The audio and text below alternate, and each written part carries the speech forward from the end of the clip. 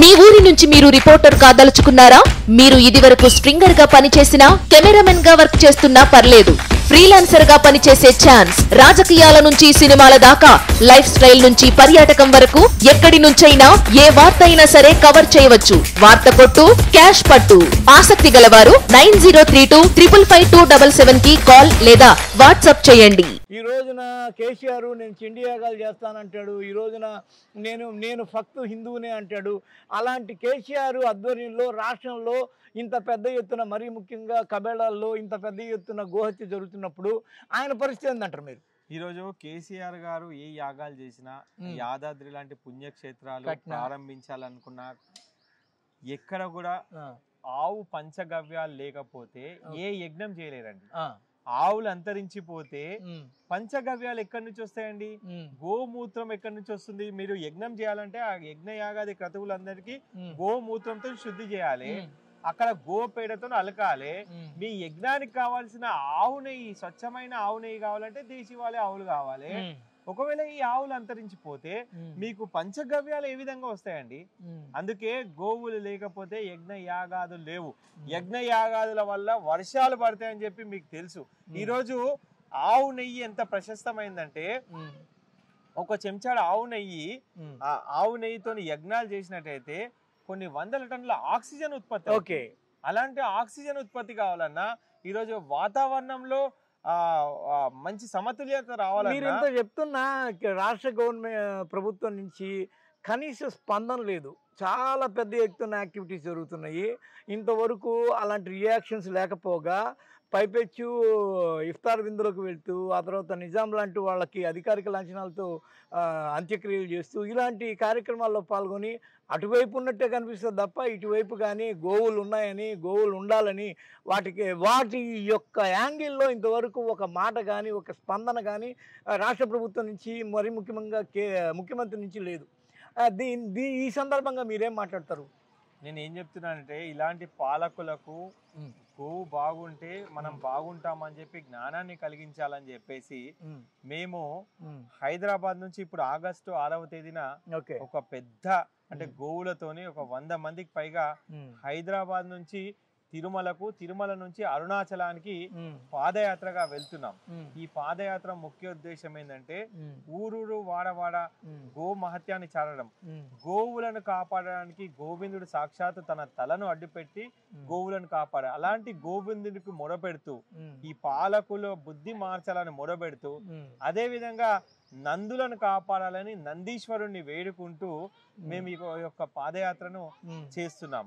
ఈ పాలకులకు బుద్ధి వచ్చే విధంగా ప్రతి గ్రామంలో ఉన్న రైతులకు అవేర్నెస్ ప్రోగ్రామ్స్ కండక్ట్ చేస్తూ, ప్రతి దగ్గర గోవు మనుగడను మేము చెప్పుతూ తెలియజేస్తూ, ఇక్కడ నుంచి దాదాపు 786 కిలోమీటర్లు 25 రోజుల పాదయాత్ర ఇది ఒక అవేర్నెస్ ప్రోగ్రామ్. అదేవిధంగా పాలకులందరికీ కూడా ఆ కలియుగ వెంకటేశ్వరుడు, అదేవిధంగా అరుణాచలేశ్వరుడు ఖచ్చితమైన బుద్ధి ఇచ్చి ఆవులను సంరక్షించుకోవాల్సిన బాధ్యత. మీరు గమనించారు లేదో, ఏపీ సీఎం జగన్మోహన్ రెడ్డి తన ఇంటి ఆవరణలోనే గోశాల పెట్టుకున్న పరిస్థితులు ఉన్నాయి. చాగంటి లాంటి వాళ్ళు కూడా దాని మీద ప్రశంసలు కురిపించిన పరిస్థితులు ఉన్నాయి. ఆయన కనీసం ఆ స్థాయిలో అయినా గో సేవకు సంబంధించిన ఒక పాజిటివ్ వైబ్రేషన్ని బయటకు వదులుతున్నాడు. కానీ ఇక్కడ కేసీఆర్కి వాస్తు మీద, దాని మీద, దీని మీద, హిందూ భావజాలం మీద నాకు చాలా భక్తి శ్రద్ధలు ఉన్నాయంటాడు. కానీ ఆయన కనీసం ఇలాంటి గో ఇండికేషన్ ఇవ్వట్లేదు. ప్రభుత్వాల్లో కూడా చలనం వస్తుందండి. నేను హైదరాబాద్ నుంచి చేసిన పాదయాత్రలో పశుసంవర్ధక శాఖ మంత్రులు శ్రీనివాస్ యాదవ్ గారు కూడా పాల్గొనడం జరిగింది. వారు కూడా గోవుల కోసం అసూరెన్స్ ఇవ్వడం జరిగింది. అదేవిధంగా తెలంగాణ రాష్ట్ర సమితిలో ఉన్న నాయకులు కూడా ఈ పాదయాత్రలో పాల్గొనడం జరిగింది. అదేవిధంగా వైఎస్ఆర్సీపీకి చెందిన నాయకులు, ఎంపీలు, మినిస్టర్లు, కర్నూలు ఎమ్మెల్యే కానీ, అదేవిధంగా నంద్యాల ఎంపీ కానీ ఈ గో మహాపాదయాత్రలో పాల్గొనడం జరిగింది. వాళ్ళందరికీ కూడా నేను వ్యవసాయ శాఖ మంత్రులు నిరంజన్ రెడ్డి గారికి, శ్రీనివాస్ యాదవ్ గారికి, అదేవిధంగా వీళ్ళందరూ కూడా పాజిటివ్ గా వీళ్ళు స్పందిస్తున్నారు. ఇంతవరకు ఒక్క రియాక్షన్ లేదు సార్. ఇప్పుడు అక్కడ గో ఆధారితంగా వ్యవసాయం చేసి దాని ద్వారా వచ్చే అన్నంతో దేవుడికి నైవేద్యం పెడదామని అనుకుంటున్నారు. కదా. పంచగవ్యాలు అనే దాన్ని ఇక్కడ హిమాయత్ నగర్ టీటీడీ సెంటర్ లాంటి వాటిలో కూడా అమ్ముతున్నారు కదా. ఇక్కడ ఇంత పెద్ద యాదాద్రి కట్టారు, ఇంత పెద్ద హిందూ భావజాలం ఎక్కువ ఇక్కడే ఉంటుంది. ఆ తర్వాత వినాయక చవితి యొక్క హిందూ పెద్ద పండుగని ఇక్కడే ఎక్కువ చేస్తారు. చాలా పెద్ద శోభాయాత్రలు జరుగుతాయి శ్రీరామనవమికి కానీ హనుమాన్ జయంతికి కానీ.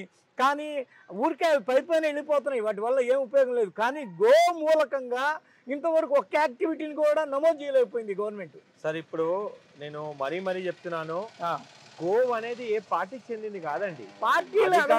జనరల్ గా అధికారంలో లేకున్నా ఎవరికి చెందింది కాదు. గోవు అన్ని పార్టీలకు గానీ అన్ని కులాలకు గానీ అన్ని మతాలకు చెందింది. అవును, అందుకే ఇక్కడ ఎక్కడ మేము పార్టీల వివక్షత పార్టీ గురించి అడగట్లేదు సార్. ఇప్పుడు ఒక ప్రభుత్వం అనేది ఉన్నదే ఎందుకు అంటే వాళ్ళు ఒక ఇండికేషన్ ఇస్తారు, ఏంది మీరు ఇది చేయండి, ఇది చేయడానికి మేము ఈ పనులు చేస్తున్నాం అని ఎంకరేజ్ చేస్తారు. అలాంటి ఎంకరేజ్ చేస్తున్నట్టుగా కూడా ఇక్కడ ఒక్క మార్పు కూడా లేదు, ఒక్క అడుగు కూడా లేదు. సార్ ప్రజల నుంచి అవేర్నెస్ రావాలండి. ప్రజల నుంచి ముందుగా ప్రజల్లో మార్పు రావాలి. ప్రజల్లో మార్పు ఏ రకంగా రావాలంటే ఎక్కడ గోవులను కబేలకు తరలించినా అక్కడ అడ్డుపడే విధంగా ఉండాలి. ఇంకొకటి ఏంటంటే అందరూ గోవులను సంరక్షించాలి. గోశాలల నుంచి కానీ అదే విధంగా ప్రతి ఒక్కరు ప్రతి అపార్ట్మెంట్ లో గోవును పెట్టుకుంటే అక్కడ మంచి వైబ్రేషన్స్ వస్తాయి. ప్రతి ఇంట్లో కూడా గోవులను పెట్టుకుంటే వైబ్రేషన్స్ వస్తాయి మీకు. అందుకే ఎవరు ఏ రకంగా మీకు అనుకూలంగా ఉంటే ఆ రకంగా స్వచ్ఛమైన, మీరు ఒకవేళ గోవులను పెంచుకోలేని పరిస్థితులు ఉంటే స్వచ్ఛమైన దేశీవాళీ ఆవు పాలను తాగండి.